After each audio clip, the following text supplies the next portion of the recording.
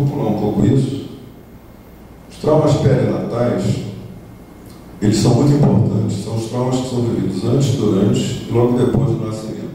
A técnica desenvolvida pelo Peter Levine, que é a experiência somática, que é o tema da próxima palestra, trabalha muito bem com esse tipo de trauma. Esses traumas, eles estão incrustados na fisiologia e eles não respondem a um processo cognitivo, elaborativo. Eles não respondem à atividade neocortical. Eles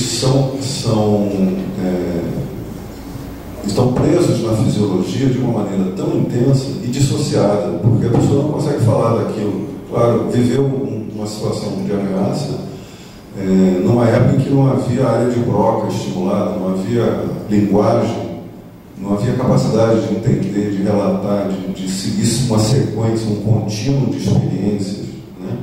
É isso que permite que a gente organize a nossa experiência, a linguagem. E nessa idade não há linguagem desenvolvida, só há sofrimento. E essa memória fica flutuando no psiquismo, através de imagens de terror, e que podem se converter em sintomas, terror noturno ou outros sintomas que muitas crianças desenvolvem, e estão presas na fisiologia. Esse tipo de evento traumático só responde a uma abordagem igualmente corporal, uma abordagem que estimule as áreas subcorticais, que aí vai ativar a capacidade natural do cérebro de se reorganizar, de reprocessar aquela experiência. São ativações muito intensas que não encontram descarga. Tive um professor do curso de experiência somática que falava muito sobre isso, falava muito bem, dava muitos exemplos disso, e dizia: a gestante que ingere substâncias tóxicas, cigarro, por exemplo, também afeta, faz com que essa substância entre pela circulação sanguínea, entra no corpo do feto, e ativa na área do cérebro responsável pela luta e fuga, que já está desperta, ela amadurece muito cedo, acho que dos 3 aos 6 primeiros meses de gestação ela já amadurece. Tem alguns estudiosos que acham que patologias que geram encolhimento no organismo, que depois vão dar em autismo ou diversos tipos diferentes de autismo, tem a ver com situações traumáticas experimentadas nos primeiros 3 meses de gestação. Ele diz: dentro do útero, você ativado para lutar ou fugir, você vai lutar contra o quê e fugir para onde? Você fica com o organismo já nasce ativado em resposta de luta e fuga, sem vias de descarga, sem capacidade de descarga. Isso talvez explique diferenças de temperamento entre bebês. A gente vê que bebês são calminhos, mães de gêmeos relatam isso: tem um que é tão calminho, o outro é tão nervoso, está sempre chorando. Pode ser por isso, pode ser por influências desse tipo.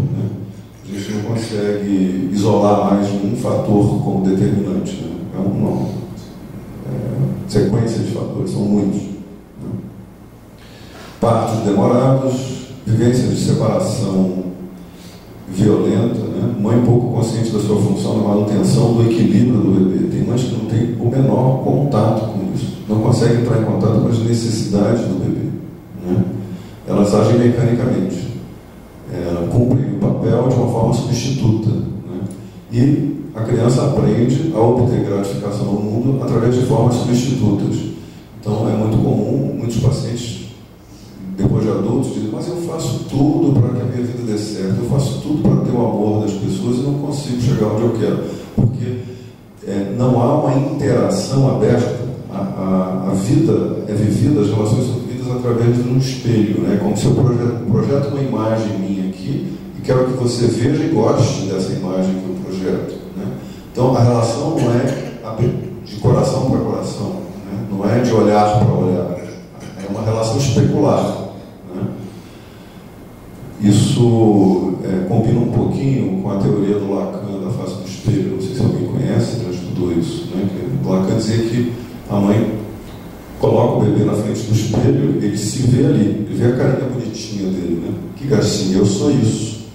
Essa é a base do eu ideal. Só que ele não consegue perceber que ele está sendo sustentado, né? Por isso que quando o eu ideal quebra, cai, né, aparece uma angústia de desamparo muito grande, né? Porque essa é uma idealização de si próprio que sempre sobrevive através do olhar do outro. Se o olhar do outro não confirmar isso, como é que você vai sustentar isso, né? É diferente de você ter uma autoestima baseada numa sensação boa de si mesmo, capacidade de se gratificar, capacidade de estabelecer vínculos onde as sensações experimentadas são sensações agradáveis, são trocadas, né? Depressão pós-parto, procedimentos médicos invasores, eu falei um pouco disso, falta de contato emocional com o bebê,